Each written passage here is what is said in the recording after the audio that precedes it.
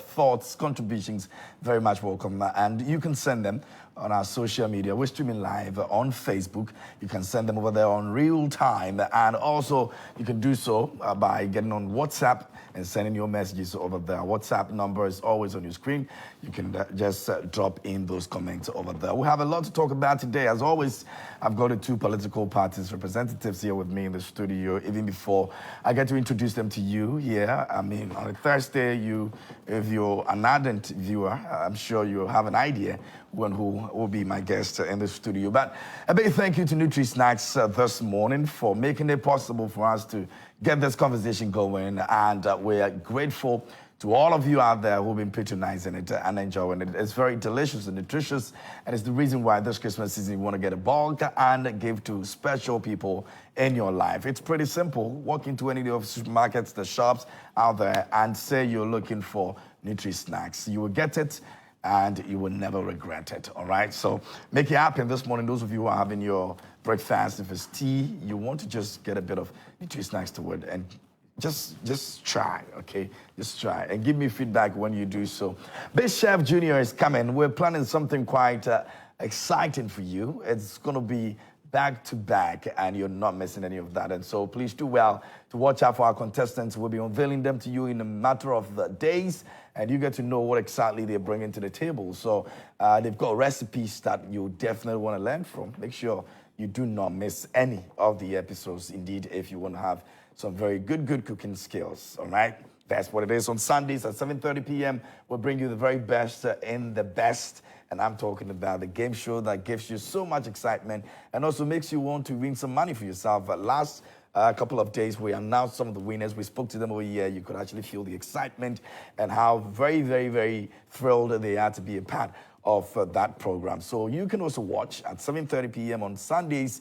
And guess what? You may just win yourself something for Christmas, all right? So make it happen and make it count.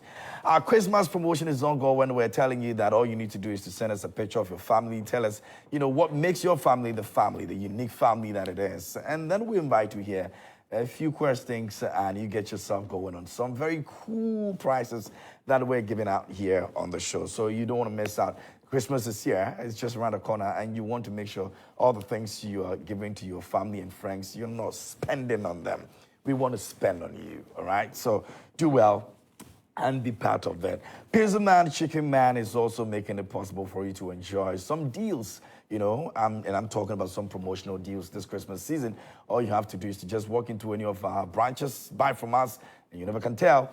You may just be on your way to even getting the food for free, all right? So yeah, that's what it is. That's what we're doing. The Accra Kumasi branches is what we're talking about. So please do well and make sure this Christmas you celebrate with your family by just getting into any of our branches. Pizza Man, Chicken Man, it's really delicious, and this is where food lives.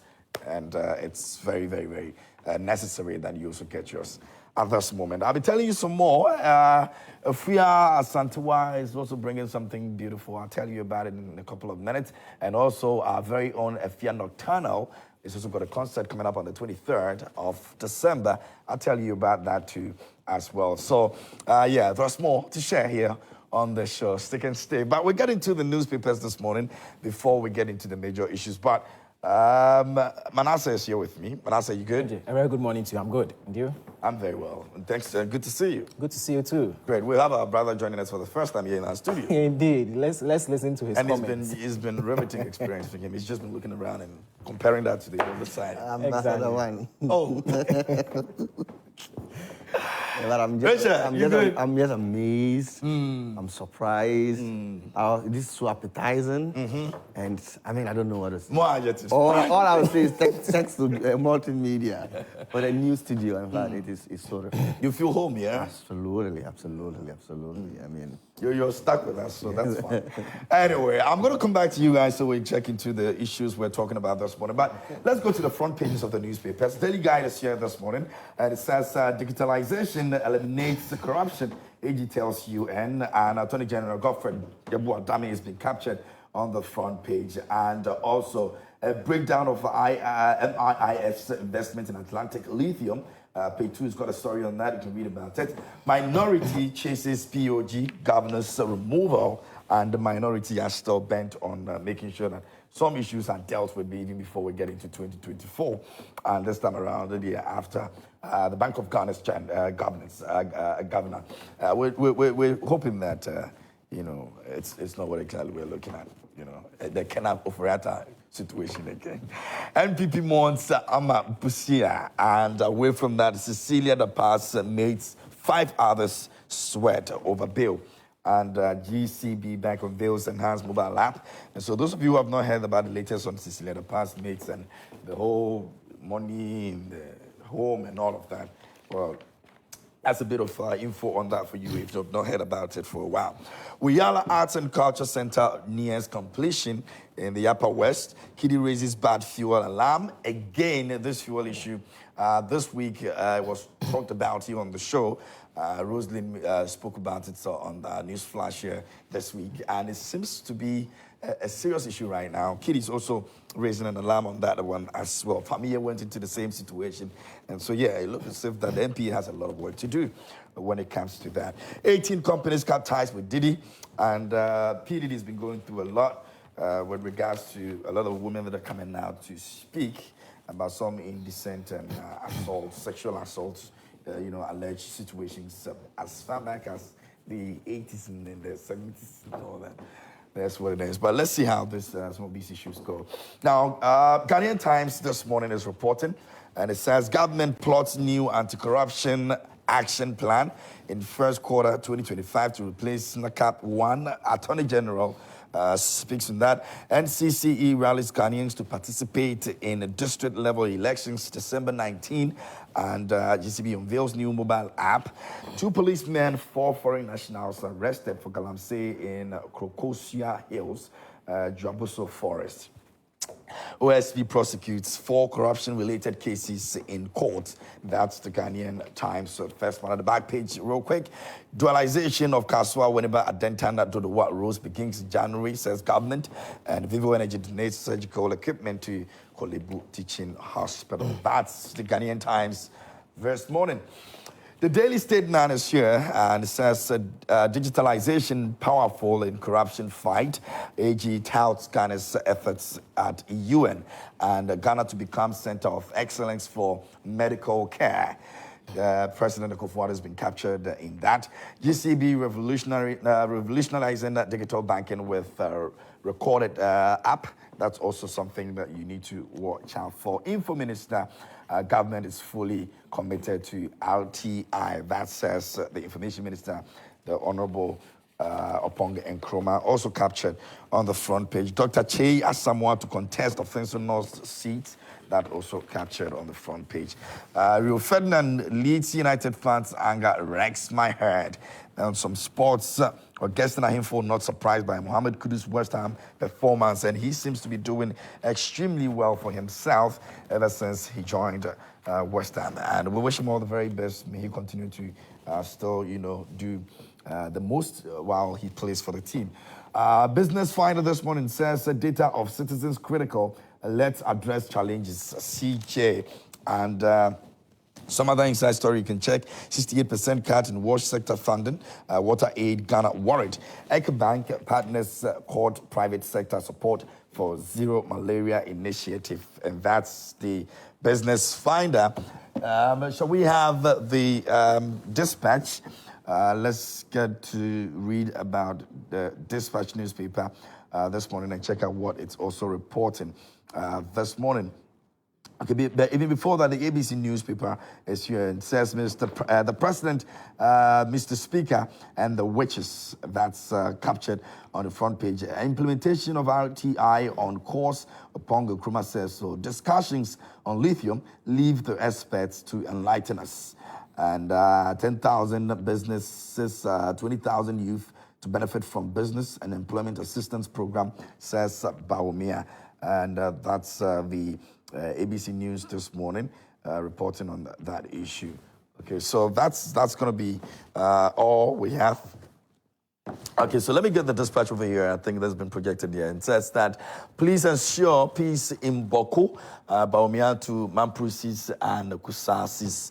GRA wins 39 million Ghana cedis case, and I will announce my running mate in 2 months.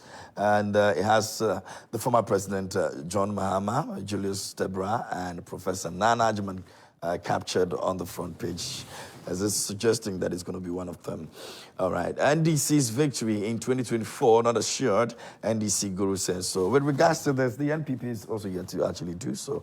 Dr. Baumia met the committee and said he needed more time to be able to settle on who exactly he wants to be, his running mate. And so, Lucas, the running mate issue is not going to end now. 2 months, I'm sure, hopefully by January, or February, we're going to have him announce that. And,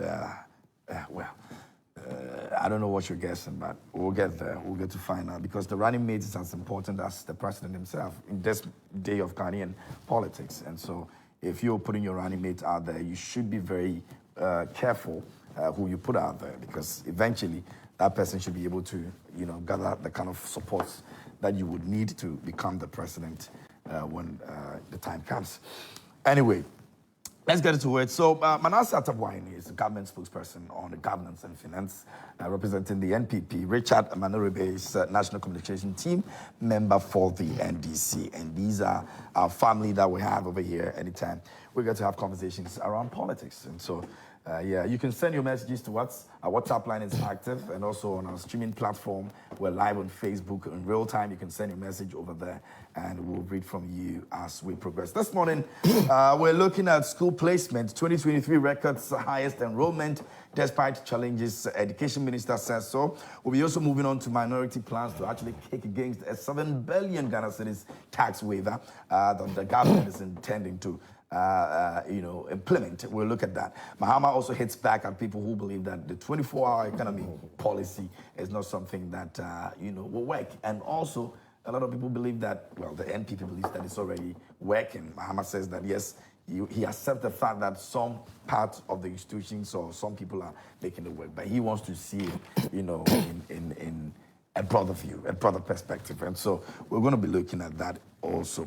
But in the words of the Education Minister, Dr. Yao Osei Edichim, he says that 81% of students were actually automatically placed in their selected schools, with 19% depending on self-placement. So it means that the ministry has placed 95% of 2023 junior high school graduates into various high schools that they selected. And, he made this announcement when he was in Kumasi. Otumfuo invited him to give an account of what exactly has happened with regards to the Ashanti region when it comes to the free SHS. And he gave this account to him. So we're going to be looking at it this morning. We'll start off. Manasseh, let me begin with you.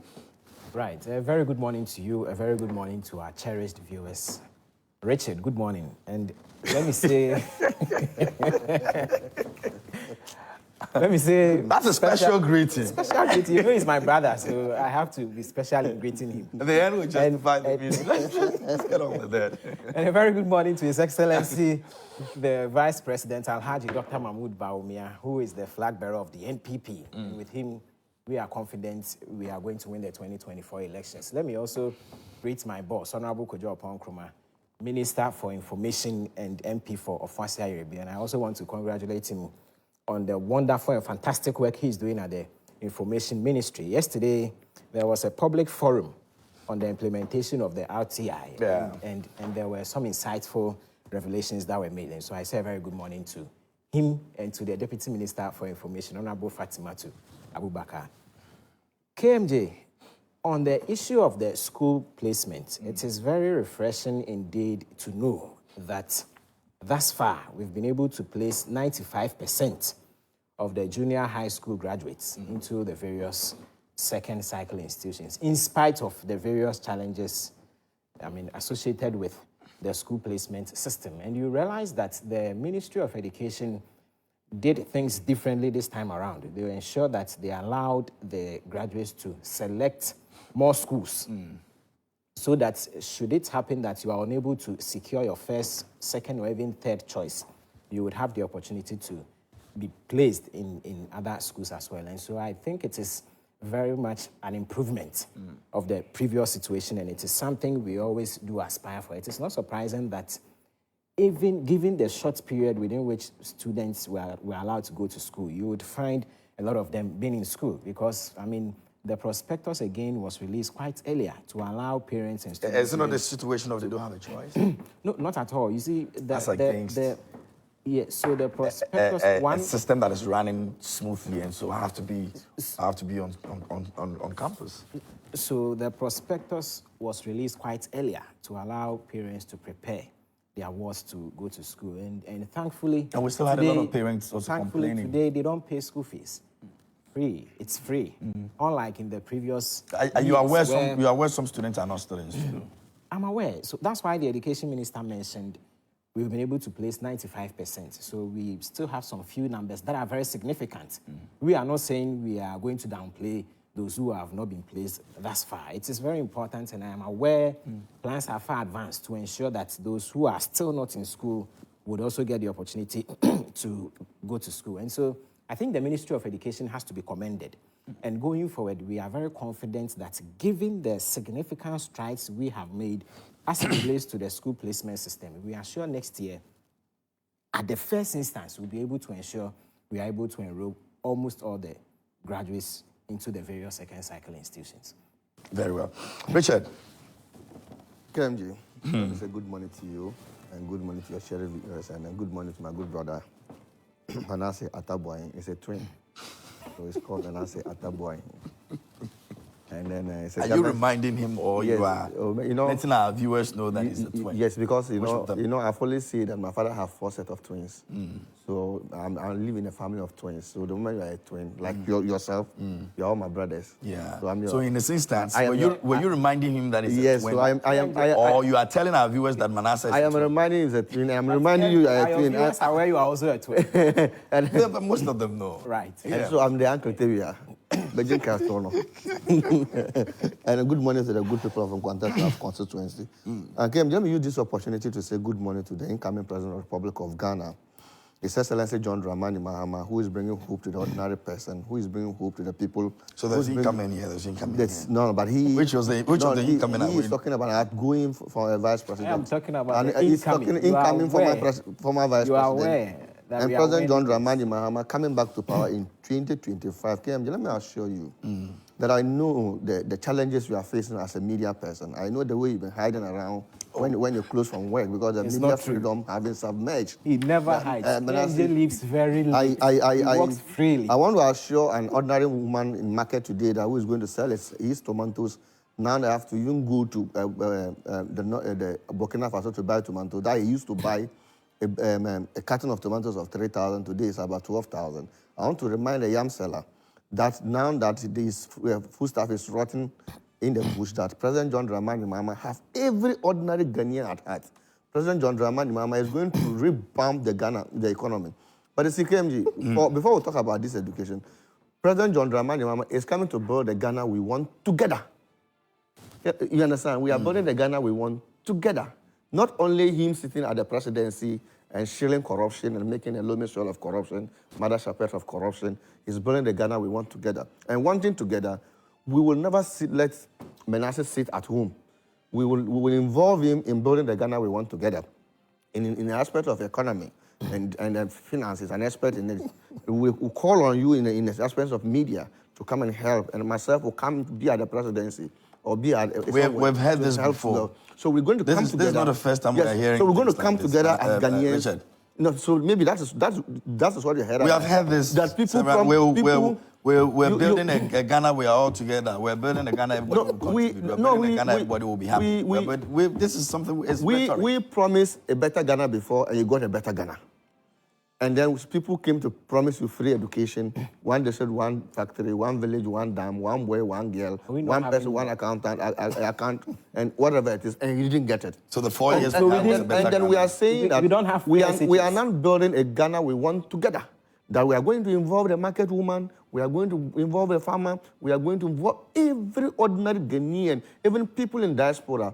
So that's why sometimes I am worried when we have issues of placement, because in the next 3 years, these students will be graduating from secondary school and going to, because we're building 6 new universities. And this 6 universities is going to be based on technical and vocational education. Recently, I heard in Parliament, one of the NPP MPs even raised a concern that we should look critically into technical and vocational education. That's what President John Dramani Mahama, after making sure that we're going to put a free TVET across the country, all the schools, not the selected TVET schools.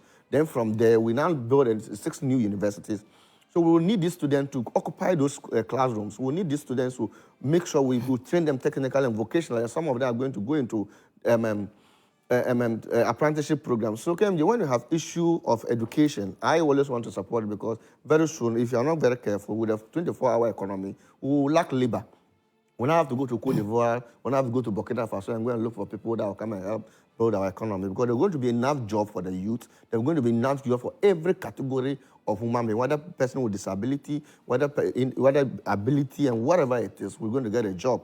So when we have issues like this, I want to address this and not be political on the placement of the schools. KMJ, I didn't even say good morning to the good people of Nkwanta. I will be very bad. It will be very bad. You did. I didn't do. I had that spirit, because Nkwanta and Otiri is always at heart in my heart. So always. But you already did. Yes, so I will. You have a spirit of forgetfulness. Yes. So KMJ, the placement issue, I have always said that the Minister of Education and the Ministry of Education and the Ghana Education Service is a very critical role in this country, and building a robust economy and making sure that as a nation, when you don't invest in education, you don't invest in agriculture, you don't invest in health, then it means that you are doomed as a nation.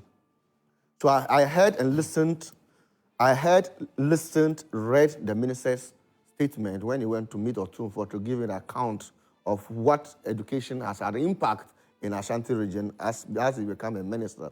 Educhum is from Ashanti region as well, so I don't know if that is why the chiefs and the people in Ashanti region call him to come and account, because a lot of sectors of the economy, the Ashanti region is complaining that they have been neglected. Everything now goes to Chibi.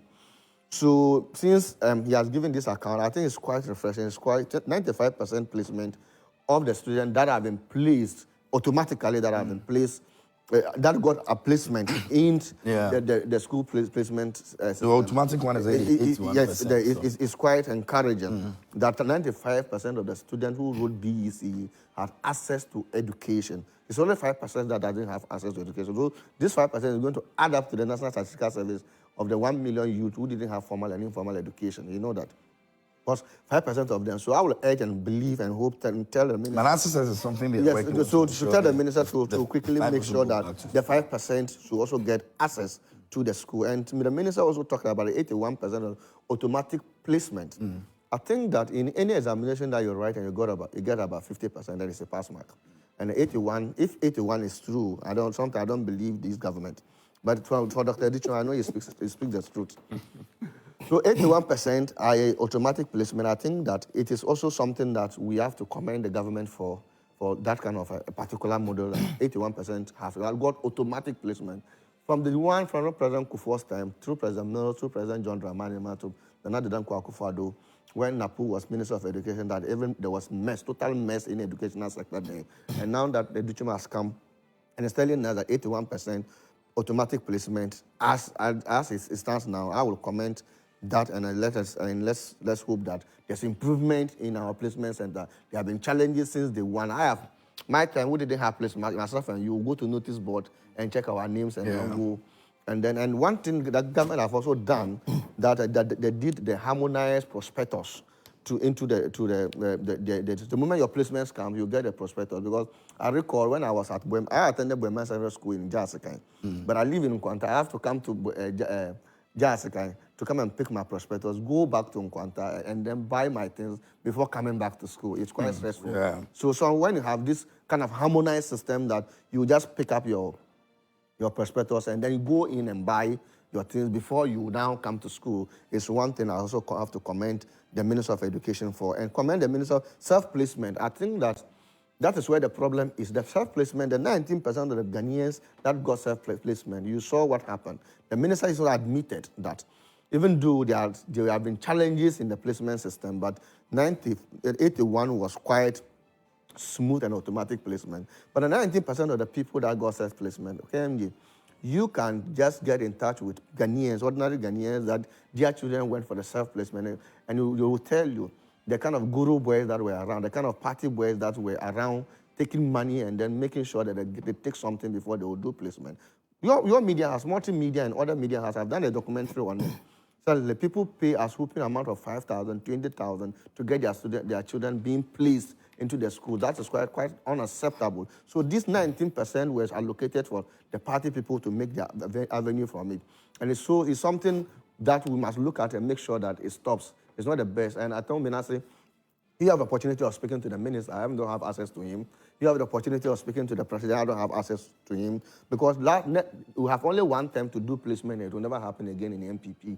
Because after next year placement, they are not going to do placement again. President John Dramani Mahama, the next Minister of Education, that will be appointed by President John Dramani Mahama, will do the next 2025 placement. So you will be out of the placement. So 90%, I would want to hope that the next election, because next year is election year, maybe you will increase the number. I want you to reduce the 90% to at least 0.1% of the people to do avenue. Because it is clear that a lot of people also have to pay a lot of money to get their children or their ward being placed into schools that they want, be placed to get a self-placement, which is quite unacceptable because the current situation we are, Manasseh was admit and agree with me that times are very difficult. And for people who have to go and get money to get their children being placed in schools, and something you say it is free, you have to pay. But in as much as all these things has been done successfully, and you say students are in school and they've started school, I think they're going to do only 2 weeks and then come back home. But what is so amazing is about, after the minister have done the job and they send it to his subordinates in the secondary schools, the prospectus issues that happen, the corruption that after they say it's free education, that I agree the government is doing free education because President John Dramani Mahama started the progressive free education, building us e-blocks and making sure that we widen the status quo and make an enable environment for every Ghanaian to get access to education. That's what we started. And building up about 125 community senior high school, even though we promised 200, and 50 was also open, and that's where they are now using as their classrooms. But then if you go to the headmasters, most of them has taken illegal money, I think you are aware, illegal money to make sure that a student get access to school. And if you look at the prospectus that they allegedly that, because of that there have been interdictions. Students have to pay enrollment fee, they have to buy fuel for headmasters, they have to pay for baller fee, they have to pay for entertainment for headmasters, they have to get headmasters, they say that motivation fee and those things is something that you have to also look at. It's a challenges we are facing as a nation.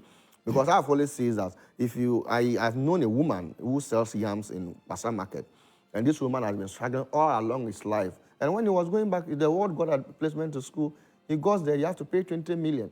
That's 2,000 Ghana cedi in additional prospectus. So look at this, a poor lady who is selling, and nobody is even buying. Now the inflation and other things are skyrocketing. Doesn't have enough revenue. Interest rate is high, and he can't even go for loan.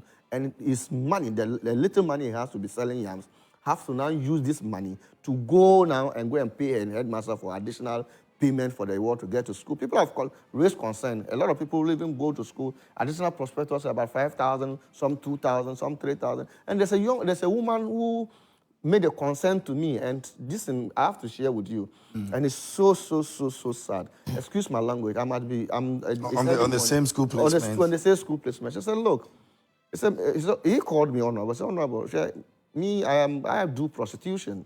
And that's what I do to earn a living, because since I've completed school, there's no job for me. This is what I do to earn a living.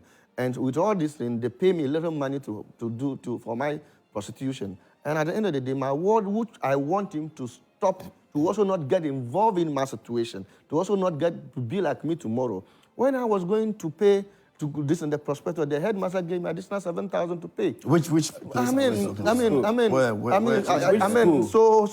Which school? Yeah. Where are we talking about? No, that's what she mentioned. She didn't mention categorically the school. Which area? In Accra here. In Accra here, yeah. Then she and the woman didn't mention the school. 7,000 for what? Additional for prospectus. That she was going to, the headmaster said they should buy fuel for him which you are You wearing. didn't ask for them about the headmaster. school? No, I'm coming. At least he was. I also heard Joy News. I think Joy FM also made a documentary, and then people phone in, and some of them said major schools like Bishop Eman and other schools that they have to pay a lot of money before. But you have a classical example that you don't have details. No, this is the concern the lady raised. That's the only way that we can verify. And then I've also known the woman is raising. I've also known a woman who also even quote, I know her very well.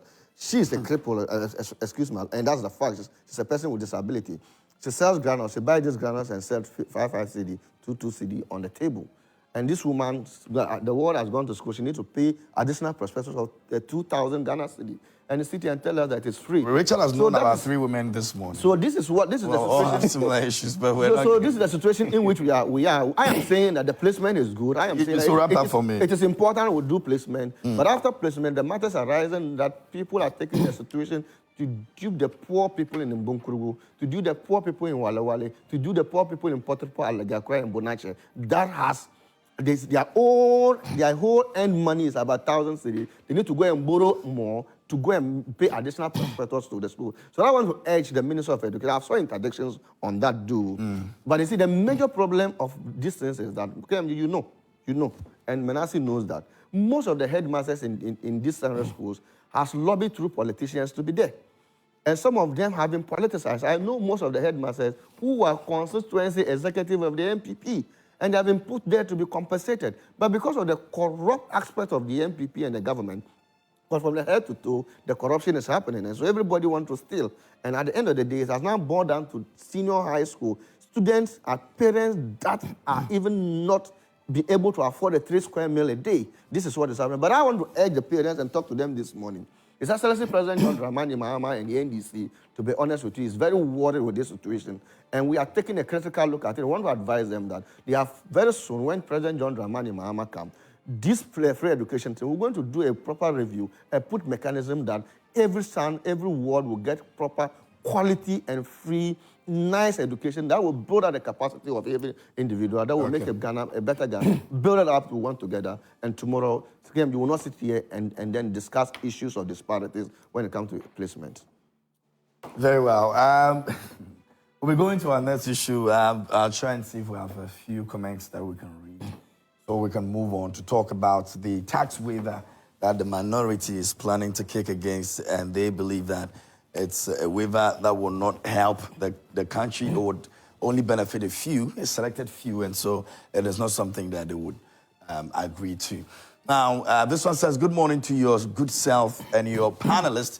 NPP government has collapsed our education system. It was shocking to hear the Ministry of Education asking students to report to schools for only 3 weeks in these trying times. A parent asked me to buy prospectus for his ward, and it cost 4,500 Ghana cedis to buy only prospectus. Where is the free education? It is a complete scam. Manasseh himself knows the Ghanaian economy is struggling from incompetency of its managers. Why should the Nanado-led NPP government run Ghana as a chief palace? Colleges of education students went to school for 6 weeks, went on break for 3 months, and later returned for another 6 weeks to complete a semester. NPP has no respect for education. They should respect Ghanaians for once. Ghana is not a one-man or a family state. Lapin Kelvin, student politician of the year from Dambai. This name is Elapin. Elapin. Yes. Okay, from Dambai. From Dambai, yeah. Okay, Dambai College of Education. You know that place very well. Yeah. You know him? I know him, yeah. Oh, you know him? I know him. Okay. Good morning, KMJ. The success of free SHS is not about the process of entry, but how we are able to support and encourage heads of SHS to run the schools, not to make stop aside as a tool of running the schools. Philemon from Jirapa sent in that one. Jirapa seems to be getting the attention of a couple of days, especially with Siedo's appearance there as well. Assalamu alaikum, honorables. 2024 is done deal for JDM. How can we vote for Professor Liar to come and deceive us? 24-hour economies are waiting for Ghanaian under JDM 2025, inshallah. Samuel Usu, Braku, NDC, PC, and JDM for Achiase constituency. Mohammed Zenel Abidin, Zongo Kokos Achiase constituency, sent in that one. Another one over here says, good morning, KMJ and panelists. I want to say a very big thank you to Honorable Richard Manuribe for the good work he's doing for NDC and the mother Ghana, for always being there to lift the veil for the good people of Ghana to see the real truth. We are solidly behind you and NDC. Justice from Nkwanta. Do you know this one too? Okay. That's my constituency. That's your Nkwanta people, showing themselves this morning. All right, so let me try and get this one, no problem. We'll just go on. This one says, hi, host. The crisis plaguing our educational system only shows that the managers lack critical thinking to manage such a sensitive institution. The wholesale free SHS project started without any policy document, piloting and no consultation with stakeholders because these politicians think they are more intelligent than everybody, including the teachers and professors who taught them how to read and write. Teachers who try to advise them are insulted or victimized through postings to remote villages. Indeed, those arrogant politicians don't learn from their abysmal performance, but they continue their comedy of errors, confused academic calendars, double-track system, lack of furniture, shorter contact hours, and wholesale promotions because these politicians don't have their children in the public schools. Enough is enough. The Minister of Education must go to save our educational system from further crisis. All right. This one says, good morning. The MPP are very good in changing names. Now, do you know the school fees is called levy? And that's Derry sending that one in there. All right, so how is that a levy? Levy as in what? The NDC guy is really good. Is really a good storyteller. The least opportunity the NDC wants to unduly criticize the free SHS. Additional prospectus of 7,000 is a lie. He should tell us the schools. Yeah, I sent in that one. Interestingly, Richard has refused to tell us the schools. Good morning. Please tell the NDC man that former President Mahama is not new to Ghanaians. He has been the president before, and we went through a lot of hardship, doing so and unemployment. His 24-hour economy is not feasible because from where I stand, it will only somehow benefit the southern sector because that's where the factories are situated. Mahama is only having 4 years to run, which I think is too small to bring change where we have gotten to as a country. Mahama is not a good candidate. Rudolph from WA sent in that one. Pretty much that will be our messages. But Manasseh, KMJ, let me begin with you on the issue of the minorities' plan to kick against the tax waiver. And they believe that it's going to benefit some selected few, and so it's not something that they want to see come to pass. Yes, KMJ, even before that, I just want to share some few thoughts on the objections that were raised by Richard. First, you have to be quick for me, so we'll move on to. So the 19%, most of the graduates who fall within the 19% have been placed, self-placements, and we still have few numbers. And I want to assure him that it wouldn't be the case that the less than 5% will be left to become school dropouts. They will be fixed in the various secondary schools. And you see, it is not true that we have changed the name of the free SHS, secondary school being free, and now we are levying it. That is not the case. Secondary school is free. It is entirely free. Just that as it relates to prospectus and other things you are going to use for your own self, you do not expect the government to pay for your underwears and your basic stuff that you would have to use in the various boarding houses. I want to mention that in spite of the numerous challenges we have had in the various second cycle institutions, it is very instructive for us to know that we have experienced massive improvements as it relates to the school placements. Because when you compare the data from the previous years, even from 2010 to this time, you realize that we have recorded lower levels of, students struggling to get placement with the around 5% or so. And so it is very, very instructive for us today. And I am very confident that going into next year, we will be able to ensure that we drive down these numbers. Then, Richard, maybe when we come to the 24-hour conversation, I will share my bite on that. Okay. But on the issue of the minority raising objections as it relates to the tax waiver. You see, I am very much aware that there are a lot of institutions and even companies that are seeking to set up various factories and industries in country, and they are going through the administrative procedures. Most of them have their documents tabled at the Ministry of Trade and Industry, and they are awaiting some engagements with government, some tax waivers, and all of that. And these are standard procedures. It has to be stated clearly that the allegation the minority is making, raising statements without facts, palpable lies that these are just for friends and cronies, and they are unsubstantiated. The fact that we have a lot of institutions, a lot of foreign direct investments waiting to be invested doesn't mean these are things that we know to the benefit. Why don't they mention people? If the minority thinks that as per the kind of tax waiver that is being handed to Parliament, if they think that they've been able to identify some individuals in government who will be benefiting from this directly, they should name names, they should adduce evidence to these facts. They speak without any scintilla of evidence, and they just throw dust into the eyes of Ghanaians just like that, creating the impression that for you to draw foreign direct investment would have some correlation to you benefiting from it. That has never been the case. And it is not possible for you to have a foreign institution, even a local Ghanaian company, if a local businessman wants to set up an industry today, without you granting the local businessman some kind of incentives, it will be very difficult.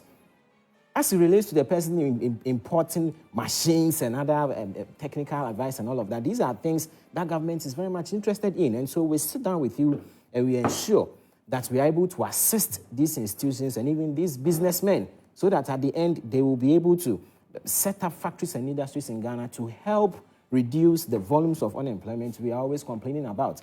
And so sometimes when we hear the objections from the minority, without facts, without evidence, and they just make general statements, to the false effect that because we are seeking to, pass a bill in Parliament that would allow some tax waivers, that connotes that someone is benefiting, then it is indeed unfortunate. If they feel that, they should feel free to name people. They should provide evidence so that together we would go through and find out for ourselves whether indeed it is the case that someone is benefiting from these things. Otherwise, we want to be very, very objective in our conversations to ensure that the various industries, the various factories and industries that we have built, and the various requests we continue to have from foreigners, and even our local business people as it relates to setting up factories and industries will be achieved. I mean, when we were having the conversation around the 22 items,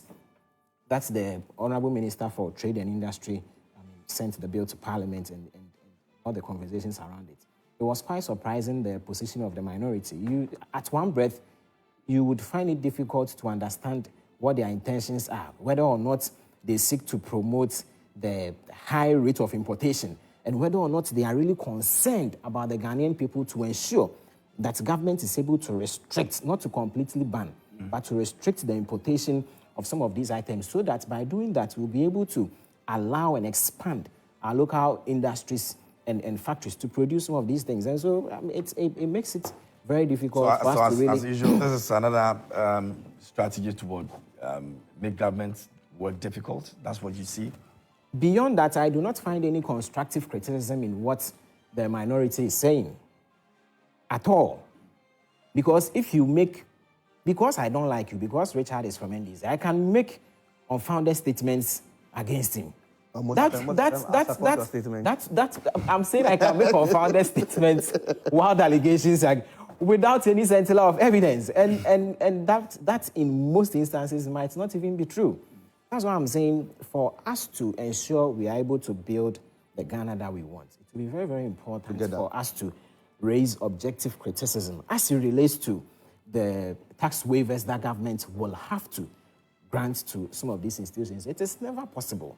No one will do it. And don't forget that when it comes to investment, Ghana has been positioned well enough. Even with the African Continental Free Trade Area, you realize that when it comes to Africa, Ghana stands tall as it relates to even peace, security, and even foreign direct investment and all of that. And so it is not surprising we have a lot of foreign investors and even local investors, even African investors, wanting to create businesses, industries, and factories in the country. Whether we like it or not, we would have to sit around the table with them and have conversations with them as it relates to the kind of help government will be able to offer to them. And this has been something that has been done throughout the period, unless the NDC want to tell us that when they were in power and when, as at the time, they placed the restriction, even on the importation of frozen meats, they were using this for corruption purposes, which most of the time isn't the case. And so we want to be fair in our conversation to ensure that we are able to create an enabling environment to ensure that we are able to attract, foreign investment. And most importantly, when you look at the local content, portion that this government has been championing in ensuring that even when we allow foreign investors in, we will have to engage a lot of our local contents in whatever they are producing to ensure that at the end we have a lot of Ghanaians benefiting from these things. I think it is very, very instructive and going forward. Beyond the usual politics that the minority is doing, I do not find anything constructive, except to say that by their forceful denial and fighting against bills of this nature, they only seek to create the impression that, one, they are not interested in the import substitution agenda that everybody in country has been saying, that over the period, we do import a lot of items from abroad. And that has been the bane on our local currency. It has been the main reason why we've been experiencing exchange rate fluctuations, except to say that the minority is not interested in us having local industries thriving and ensuring that we are able to create a lot more jobs for the Ghanaian people. Otherwise, they will not be fighting the bill in Parliament that seeks to restrict, not to completely ban, but to restrict the importation of 22 items so that by extension we'll be able to support our local industries to grow. And of course, when you look at all these foreign direct investments that they are fighting, better said than done. Okay. Richard. KMG, minority intention to kick against 7 billion tax waiver. And then my good brother, Manasseh, is thinking that we are against foreign direct investment. If you care to know, the ranking member of Trade and Industry, Yusuf Suleimana, who is a member of Parliament for Bole Bamboy, who came out with this communique, was the CEO of Edith, today Exim Bank. So he understands, let me tell you, he even initiated the Exim Bank today, that you have given the huge amount of money to the chronics. those days, Exim Bank, Ezeku, and all those SMEs have come together to build Exim Bank. So Exim Bank is mainly for importation and exportation support. You know that. So such person talking about 7 billion tax waiver, you should know that he understands better than even the trade minister himself. He's a ranking member in Parliament on Trade and Industry. And we are saying that we are in a difficult times. The government of Ghana, the NPP government, told us that we're moving from taxation to production economy. And then taxation is a lazy man approach.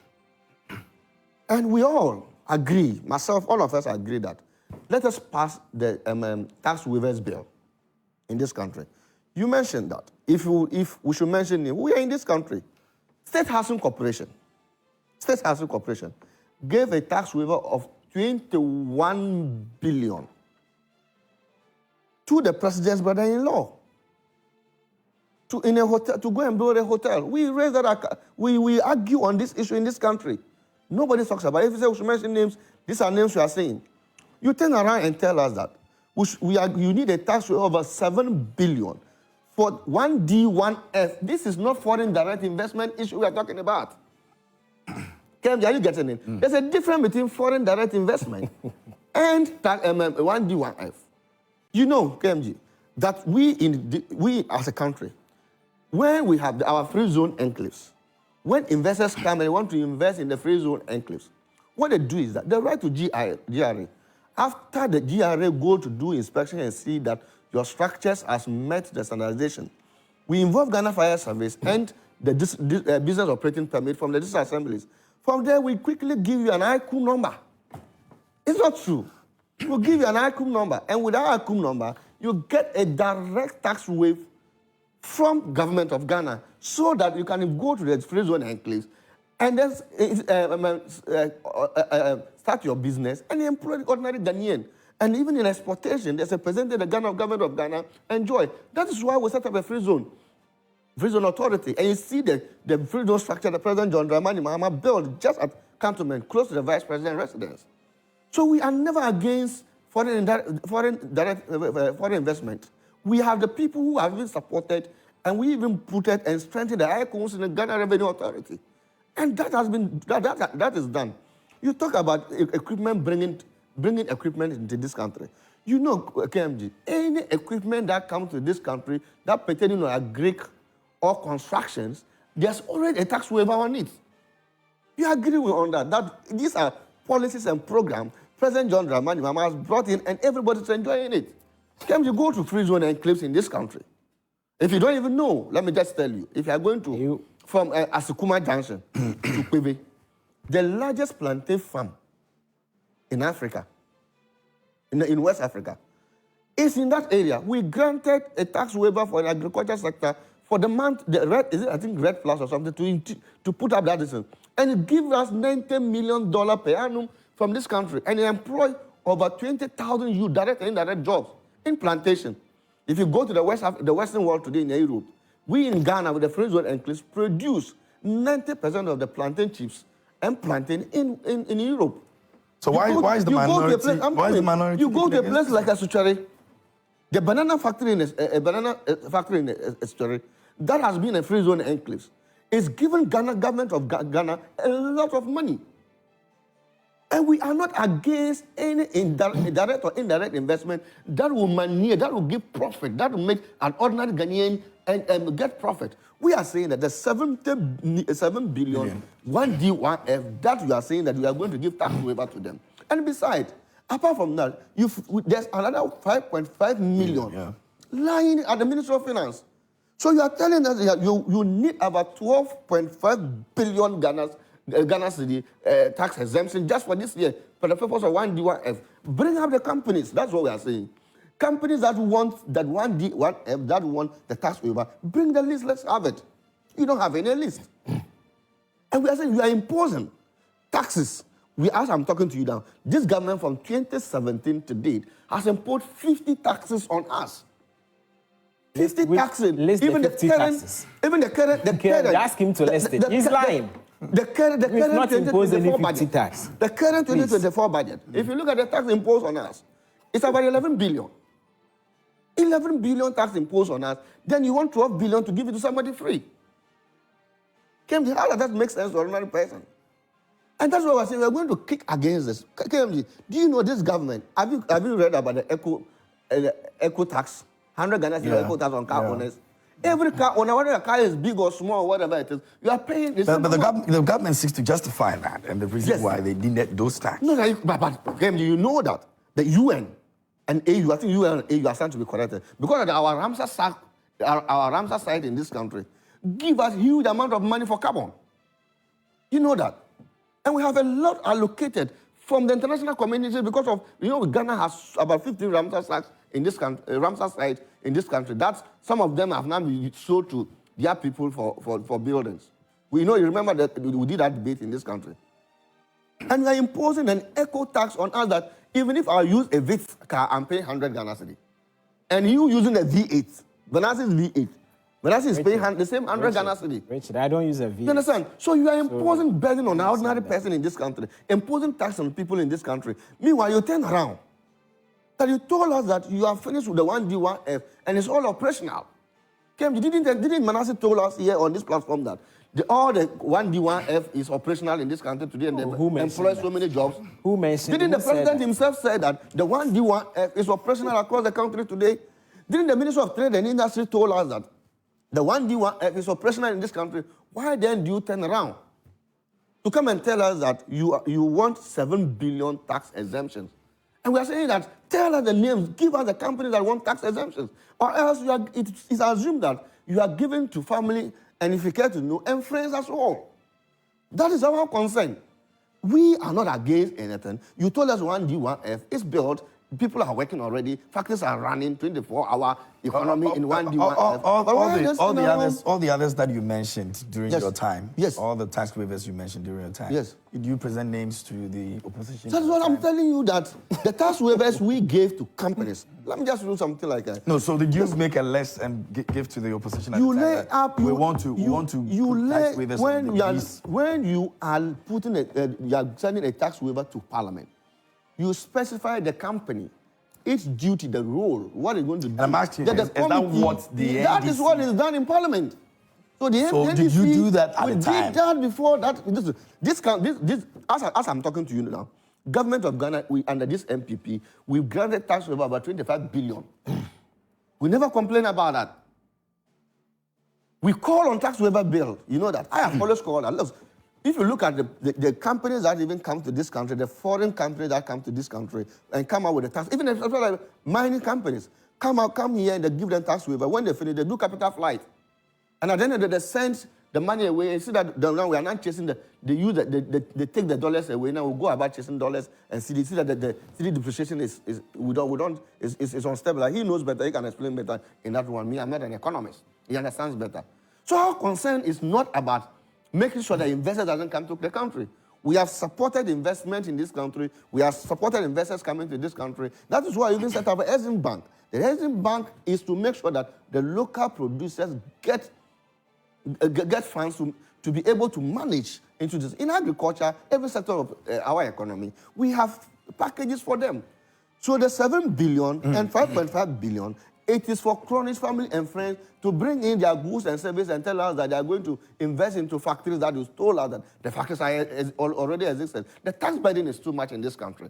So if you think that you want to give free money to people, why don't you invest those monies into the ordinary person? Do you know the number of people that pay tax today? The tomato seller, look at your back here. When I walk out, I saw a young lady pushing this wheelbarrow, selling coconut, paying tax to us. And you pay tax to the president, and you can go and chop it, and then turn around and give money to an elite. Then the elite now use the money for he himself. That is what we are imposing on. Okay. KMJ, let us feel pity for a young woman. Your last. KMJ, I say what we are saying that let's feel pity for a young woman who is selling cocoa here and pay tax. A white seller who woke up at 2 a.m. and pay tax. And a young a Mokola woman who woke up and drank trotro is still in traffic and pay tax. And make sure that we use their money well.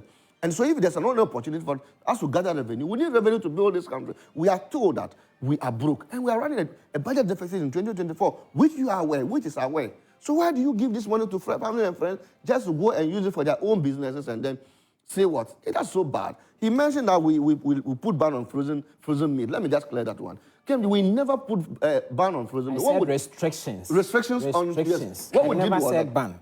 What we did is that, you recall, the Food and Drug Authority and the Ghana Standard Authority said that the turkey back, you remember, was unhealthy to the consumption of ordinary Ghanaians. And that was the only thing that we regretted.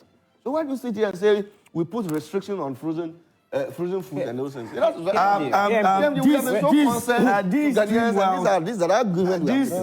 This Dream World Ghana is presenting a Fear Live in concert on the 23rd of December at the Accra International Conference Center. Myself and my friends over here will be coming through, and so do well to also come and let's jam to beautiful music made right here in Ghana. And it's going to be at the Accra International Conference Center. The tickets, you can get them 200 cedis. VIP is 350. Regular is 200 cedis. And the VVIP is 500. So regular is 200. If you want the VIP, is 350. And the VVIP is 500 Ghana cedis. So please do well. Dial *714 *600 hash to buy your tickets and meet us at the Accra International Conference Center. If you're live in concert, it's going to be an experience of a lifetime. You don't want to miss, and so please do well and come through. Media partners, Joy FM and Joy Prime, and Live Connect and Game Gams Entertainment is partnering with this as well. So please, for tickets, do call 050-885-6200 or you can also call 0244745302 and grab your tickets. And our very own Afia Asantewa is engaging in a sing-a-thon, and it's all in the name of putting Ghana on the map in the Guinness Book of Records, and we all want to be there to support. It's starting on the 24th of December to the 27th, plus over 9 hours that she'll be doing some singing of Ghanaian music. And so please do well. It's the Akwaba Village Airport. That's where all the action will be. So kindly go there within this period and support her. Your presence will mean a lot to her. So please, let's all make it a point to be there. It's the sing-a-thon, and we're looking forward to, breaking that record. Indeed, it's going to happen. All right, so that's what it is. Now, let's get back and deal with our very last issue, and then we're done for the day. So, Mahama is still, in the process of making everybody understand that the 24-hour economy is something that is possible. The NPP believes that it's already in existence. He's also head back again and says that, well, it's not happening the way he wants it to happen. He's looking at a situation or a system where every Ghanaian, every institution is part of this, and we're all helping to make it, even better. Manasseh, I'm sure the NPP was still going to insist that it's something that is already running. KMJ, I want to state categorically that the 7 billion tax waiver that is on the table of the Ministry of Trade and Industry has nothing to do with friends and cronies. And you see, we don't have short memory. Richard, maybe during that time you had traveled, but in 2014, when Dr. Hannah Bissau was the Deputy Minister for Food and Agric, if you've forgotten, and don't forget your candidate has mentioned Ghanaians have short memory. So I suspect, Dr. Hannah Bissau was not the Minister of Food and Agric. She was the Deputy Minister. I never said Minister. I said okay. Deputy Minister for Food and Agric. Very well. You place the restriction on the importation of frozen food, and so should you be an importer and should you intend to import frozen meat, you would have to go for an authorization from her. I'm telling you, you can go and check. I was in the business. It is that's very the business true. I've been doing. That's what I'm saying. Maybe he has forgotten. Richard has short memory. As has been said of him by the former president. So Richard, this is not the first time we are doing this, and it has to be stated clearly that as it relates to the One District One Factory, no one has said, not even the president. I thought you were talking about it. Hold on. I need to. We have 6 minutes to do this. If you're not able to exhaust it with this. Not a problem. The president never said that all the factories are running. We have about 128 or so of them running, and we have some of them that are newly built factories, right? And we have some that are existing factories that government had to support to ensure they're able to work to full operational capacity. And so that has to be stated clearly. And KMJ, on the issue of what the former president is saying he intends to do, that's the biggest scam alert of the century. And yes, I'm telling you, scam alert. And don't forget that he has been president before. That's the caveat. When he was there, someone who couldn't manage the economy for 8 hours, even 8 hours. And now, what is he promising? Don't forget that when the vice president, at a point in time, realized that given what he intends to do, it will be very, very expedient on government to ensure that we invest a lot more in digitalization. What didn't the NDC say? They were saying a whole lot of unsubstantiated, palpable lies to the effect that the vice president is now championing digitalization. It tells you how bereft they were as it relates to the economy and digitalization. Today, you cannot differentiate the economy from digitalization. And today, you are saying you do something that is already existent. Today, a lot of businesses are operating 24 hours. Today, at the comfort of my home, when I experience, or when my credit is out, I don't have to step out to go and look for any electricity vendor to buy prepaid. I just will have to take my phone, and because of the mobile money interoperability, but not everybody is able to do that. Because of the mobile money, not everybody is able to do that. Because of the mobile money interoperability that the vice president has done, of which the NDC sought to do with $1.2 billion US, $1.2 billion US. We used just 4 million. So I don't know what went into their reasoning when they sought to do this with 1.2 billion. Maybe they wanted to shortchange the government. We'll have to judge for ourselves. And it tells you because of the significant gains we have made, even with the mobile money interoperability, together with what we have done at ECG, today at the comfort of your homes, when you are using a prepaid meter and you run out of credit, you don't have to step out of your home. And these services run 24 hours. Some of the meters don't have that.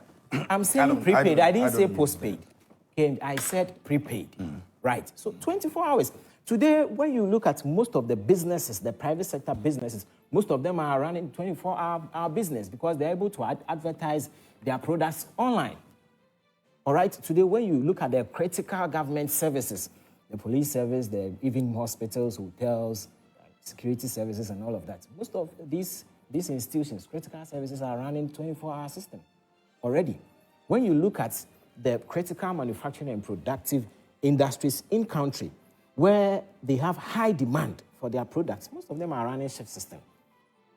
And when the former president was pushed, what did he say? He said, oh, as for this thing, it is voluntary for the private sector. For the private sector, it's not by force. And now when people are raising objective criticism to what he seeks to do, he's now hitting back at them. Because he's not tolerant. Same president, when he was being criticized by Ghanaians, what did he say? He said, you've not been president before, so don't criticize me. And who tells you you would have to be a president before you criticize a president? Same person, when he was being criticized, when Ghanaian youth were crying on him for him to create the enabling environment for them to be employed, what did he say to the youth? In their faces, he told them, my friend, I'm not a magician to do conjectures for you to have job. And you find one of his MPs, who was even a minister back then, telling the youth that they are lazy and that it is very easy for them to just enter into the bush, gather some stones or even, grasses, and they can even sell that. Can you imagine? Same person, when workers were crying on him, that we beg you, the economy is tough. And don't forget the Ghanaian economy back then under the same former president. Under his time, inflation was double digits without any external shock. Under his time, go and check the growth rate records. Very, very poor. Under his, even before he became president, when he was vice president, President Mills of blessed memory did not find him competent enough to involve him in the economic advisory team. He did not find him to be competent. And it manifested when he took over as president. After we had gained high volumes of economic growth of around 14% or so in 2011. Go and check his record in 2013, 14, 15, and 16. Recording GDP growth rate of 2.1%, 2.9%, 3.4%. He just couldn't manage the Ghanaian economy. Then we talk of what he did to us during the Doomsday period, plunging the nation into darkness. He couldn't keep the light on for 8 hours. We were shedding power. And today, because Ghanaians have short memory, as has been said of him, he's saying things he's very much aware he cannot do. And these are things that are happening already. We are already enjoying the significant strides of various businesses, industries running on shift systems. And so he's not saying anything new. He's only trying to deceive the youth. And when he was pushed, he then had to issue a caveat. As for private sector, you are not part. He cannot take it when people are raising constructive criticisms on his policies. Okay. And that is evident in what the minority always does. Richard. KMJ, I just want you to do something brief for me. It shouldn't be anything that would drag our it's about the conversation. Because we need it's to, about the conversation. we need to wrap up in a couple This is of from minutes. where? Yango what? Yango delivery. Okay, so just look at it. so you just read them. So I have to read what it says. Yes. There's a package for you. The courier will bring the order straight to your door. Track the order status here. Your order has been delivered. Yeah. Download Yango app to send packages with delivery. That was yesterday. I just bought something yesterday. Okay. So digitalization is good. But the courier, does it come with digitalization? Doesn't it?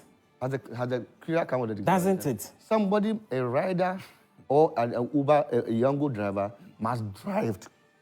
No, so how From did where you... I bought the items. No, so to engage the services and of bring of it the to my courier. doorstep. So, Richard, how were you able to get in touch with them? So when you Wasn't say it through digitalization? when you say digitalization is the drive of economy, Richard, fine, I understand. how did you get in touch with the person who is selling it lowers productivity. Okay, but at the time I bought the items. Somebody must bring it to me, even if it is midnight. Richard, before you buy the items, that's the only way you have to engage the So person. that's what I'm saying. That's what I'm saying. Why are you ignoring that? Once the company is producing in the night, I want to buy something in that night. When I buy, how do you buy it? I can buy it online. Exactly, and that is digitalization. That is Don't why. you know that? No, hold on. That is why we taught it to wise. Then we build a digital center.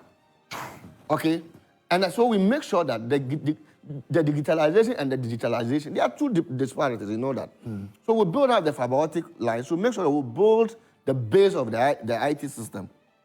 So the point I'm trying to build is that even if you are even using the digitalization to buy something, you need a courier service to bring it to you, don't you? Is it not part of the system that runs? No, it's part of the system. So we are talking about. So in essence, what are you saying? You're saying we are talking about 24-hour economy, and he is saying that the only way to drive the 24-hour economy. Who said? No, that's what he said. No, you complete it. So I'm saying that yes, you can buy. You can. There are so many things you can buy online. But even when you buy online, somebody must deliver to you. It's the only way you get the item you've bought, right? Yes. That is if the company you're buying from does not have a delivery service. Another person can pick it up. Oh, no. So this is... Or are you talking about the same person? This is the delivery that brought it to you. This is the delivery you bought it from somewhere. Somebody, yes. So it's not part of the system, the chain that runs that 24-hour economy. So now, this is the way to drive. But so now, MPP... You are hold on. The MPP are just now trying to say that... Acknowledge the essence of digitalization. Oh, listen. That is it. The MPP are now trying to say that it's former president, how do I even call him? Dr. Mahmoud Bawumia, that now has built Yango, has built Uber, has built Facebook, has built YouTube, has built WhatsApp. And these are the things they are talking about. Richard, what's your understanding These of are measures. I'm not sure anybody made. No, but that's what I said. They said he's the one for digitalization. Digitalization. And all the apps in this country has been downloaded by him. All those things, all the ICT centers have been built by him. See, the point is that we are not to respond to all this kind of their malice and their uninformed policy. Our responsibility is that we are bringing policy and programs that will make sure come after 7th January 2025, ordinary Ghanaian, that is called Ayele, the ordinary Ghanaian that is called Nakuja, an ordinary Ghanaian that is called Kuku, and ordinary Ghanaian that is called Atta Boahene, and Atta Boahene will get a job to do. So when we say 24-hour economy, what we say is that we have done it before. President John Dramani Mahama have admitted that there are some factories, there are some... He has done what before? He has created job opportunities for the youth before. We don't have short memory. The same person couldn't create I think job for the youth. You and I has a very good relation when it comes to this in place. No, but Richard, be factual. There's no time. He has not done anything before. There's no time. Let me. He has not done that before. So what we did was that when you recalled, before President John Mahama exited office, we thought it wise that the pharmaceutical industries were not running well. They lack financial support to be able to run. We released about $25 million to some of the pharmaceutical industries, Danadams, Pokopharma, and all those. What was that under? It was a gift, it was a grant? It was a grant to support the private sector so that they can run. Because what we realized is that when we by way of no, please. By way of we were importing. They are complaining. We realized that see the double standard. We were importing most of the antiretrovirus HIV vaccines in this country, and that was costing us a lot. So President John Dramani, we have a lot of these same factories seeking President John to Dramani get Mahama tax waivers from released about 25 and you are million. fighting them. Meanwhile, you did say President John Dramani Mahama under your administration released about 25 million Ghana cedi to support those industries. And those industries today, as I'm talking to you now, is running a 24-hour economy. So the 24-hour economy we are talking about is that we are going to make sure that private sectors who are ready to sign it into will sign it. Then they will give you tax incentives. Then tax waivers. Tax waivers is different from tax incentives. No, hold on. Tax incentives. Tax incentives is different from tax waivers. How do you give that? You know. So what? It tells you they are double standardness. KMJ. Manasseh, let me finish. Let me explain that. So what do you mean? So KMJ, what we are tax saying? incentives. So KMJ, what we are saying is that 24-hour economy is about 3-shift economy that we're going to run. So those people, by 10 o'clock in the evening, you agreed with me that everybody will go to sleep. And our energy sector is waste. Nobody is using the energy there. So all the private sector that are ready to sign into 24-hour economy, we are going to give them a smart method that is called time of use tariffs. And this time of use tariffs, when you are running, most of the major problem in this country with our private sectors is that the utility bills are quite higher.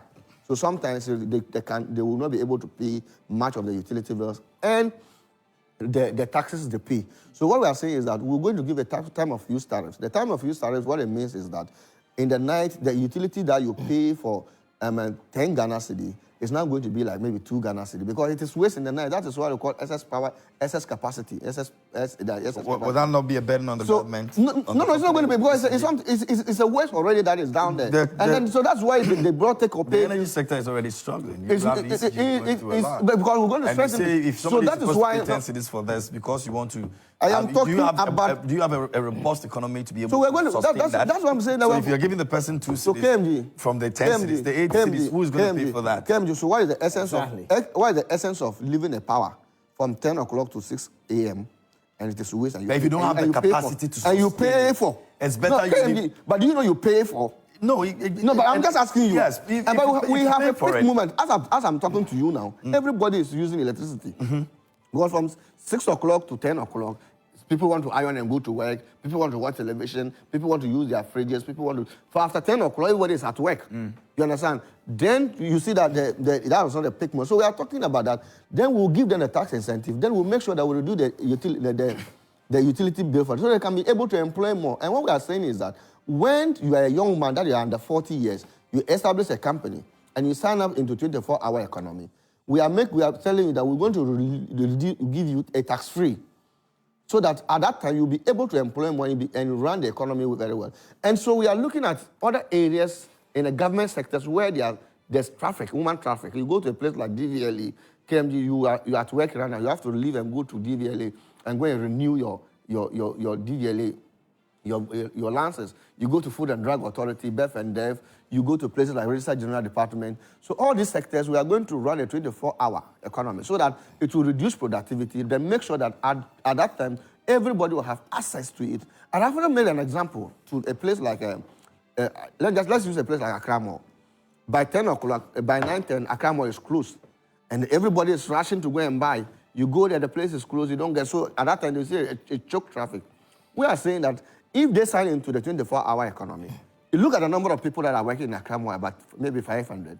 That means you are going to employ another 1,000 people in addition to that. So every sector, you go to a place like the port.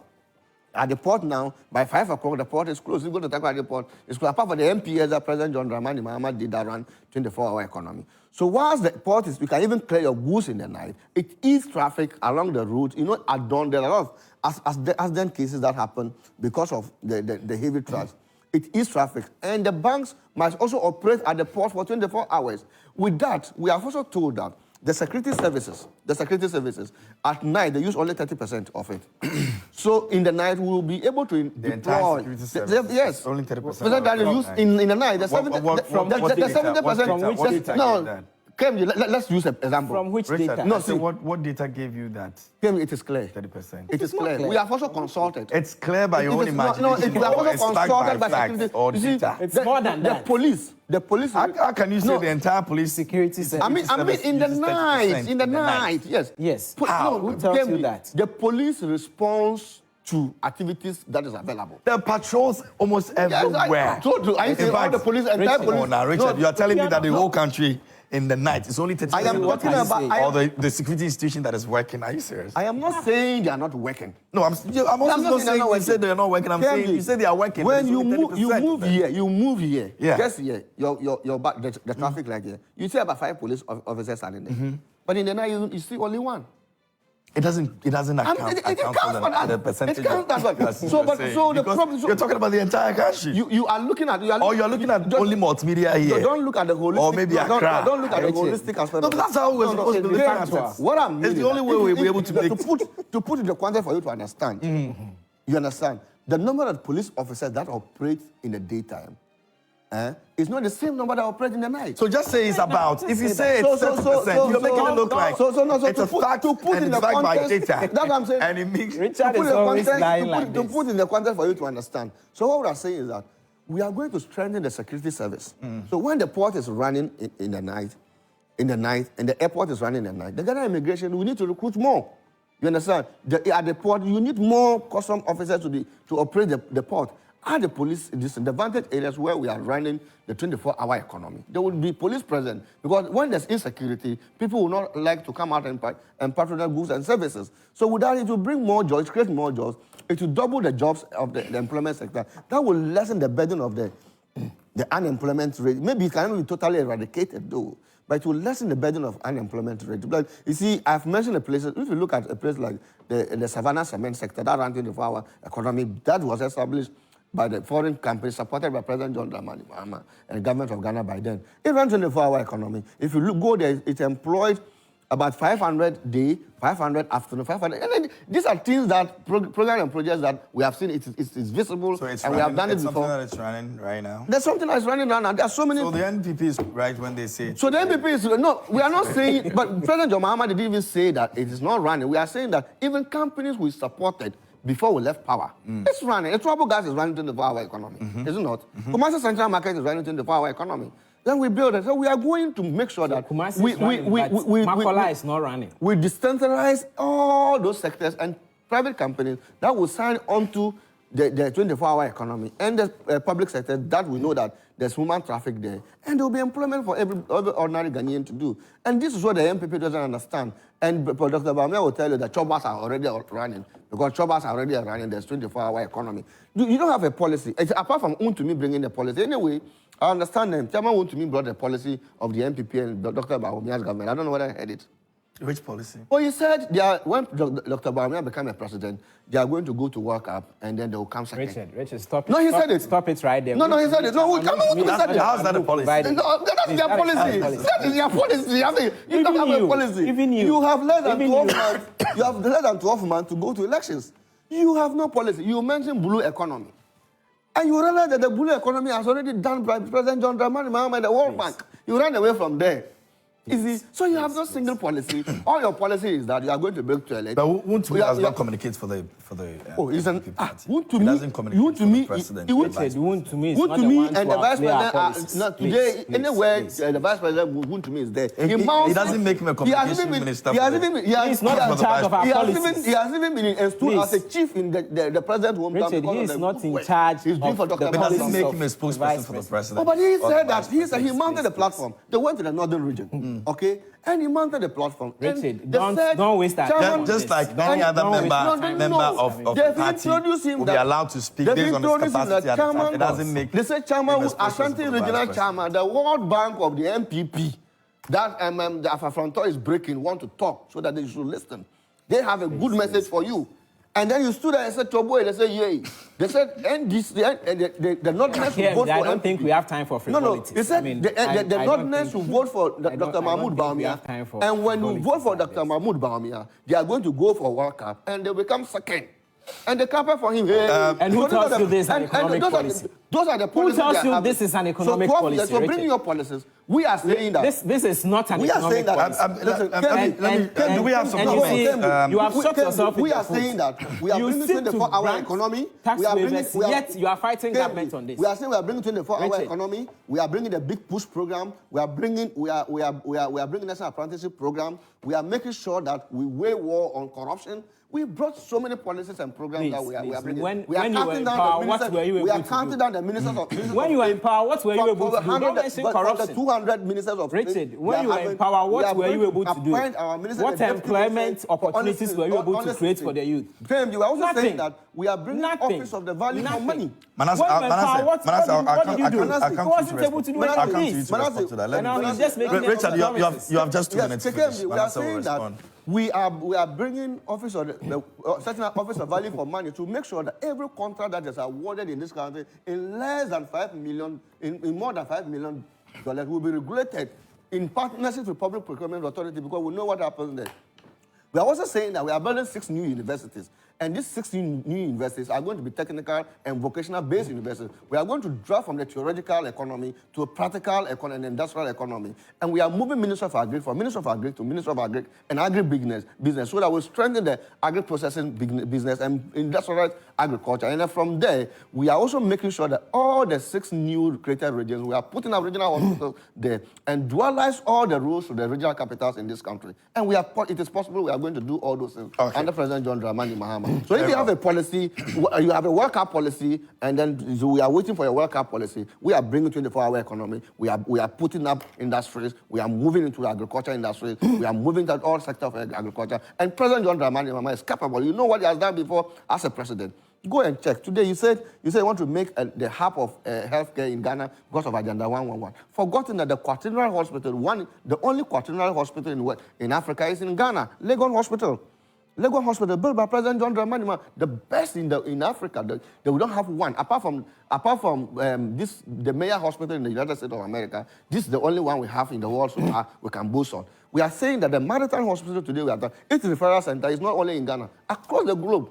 Okay. President John Dramani Mahama has built it. Yeah, so these are programs and policies. These are things we have done. So we are waiting for the World Cup second round. But I'm going to make policy. Right. So KMJ, today, Richard has exposed himself to what? And his party. Are you discovering?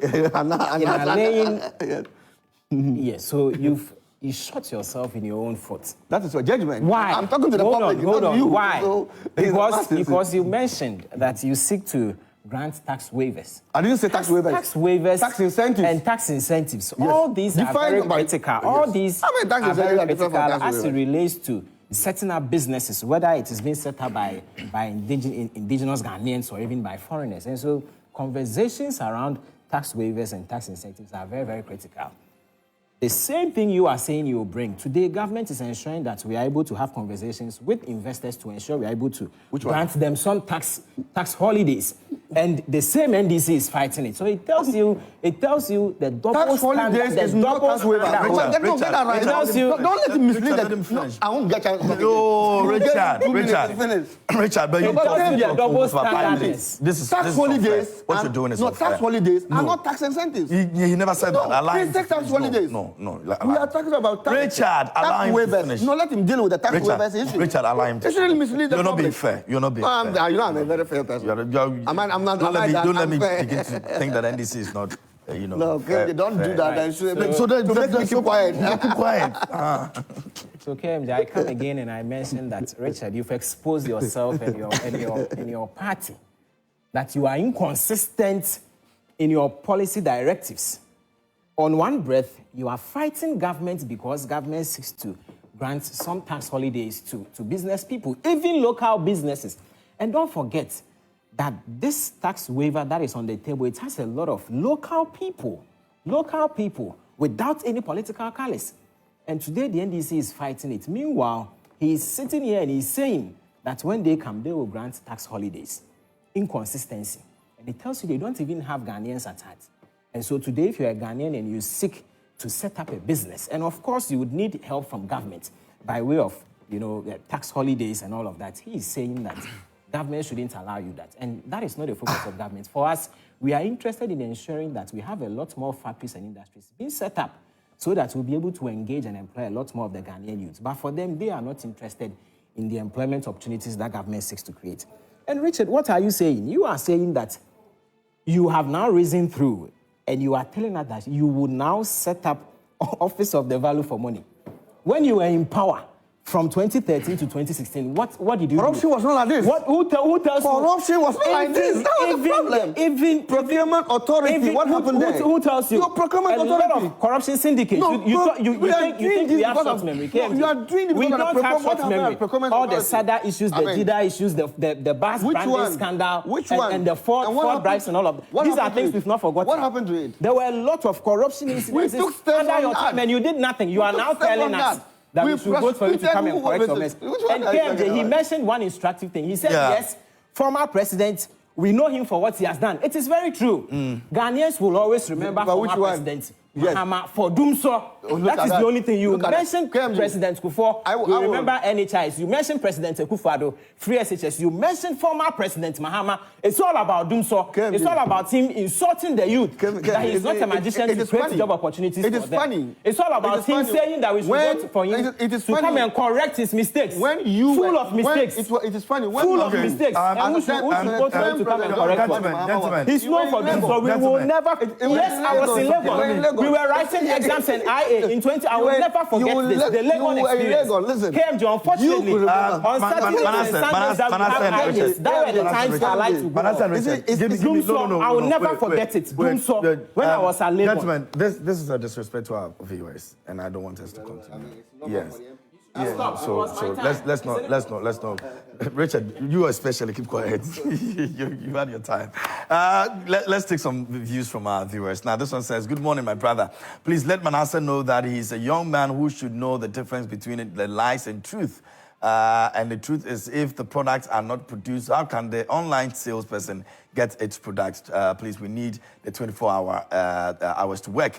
When the former president was asked how he will handle the security situation, he said he will enlist more personnel to boost the security situation, and that is what we need. And by the way, let us choose between the two persons present to us, and we will make our choice, okay? That's Stan from Adenta. This one says, "Please ask Manasseh the background of digitalization. For his information, the online passport acquisition was launched by Honorable Hannah Tete, former Minister of Foreign Affairs, and the President John Dramani Mahama. The 800-kilometer fiber optic cable that passes through 124 communities and 20 districts is the brain behind the digitalization. The Accra Digital Center was also built to digitalize Ghanaian economy. Digitalization was already put in place before NPP came to government. I challenge Manasseh to tell us how they came about the digitalization.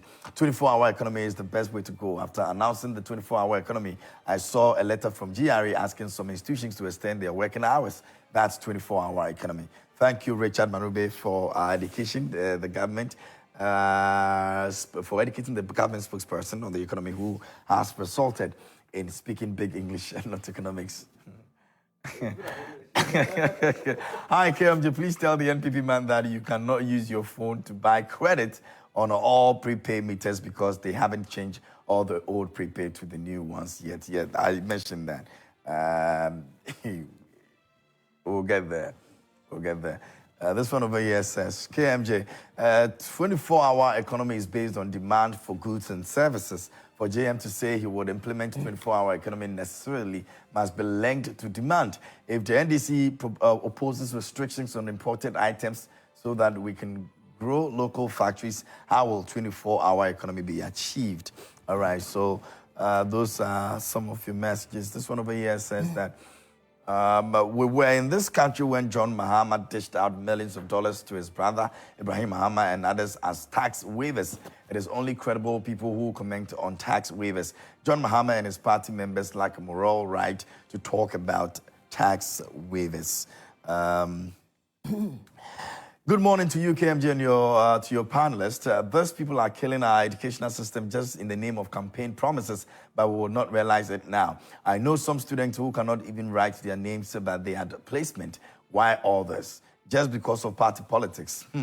It's like these people just take Ghanaians as second-class human beings. When you have burdened the people with more taxes, but rather turn around to grant your family and friends on tax waiver.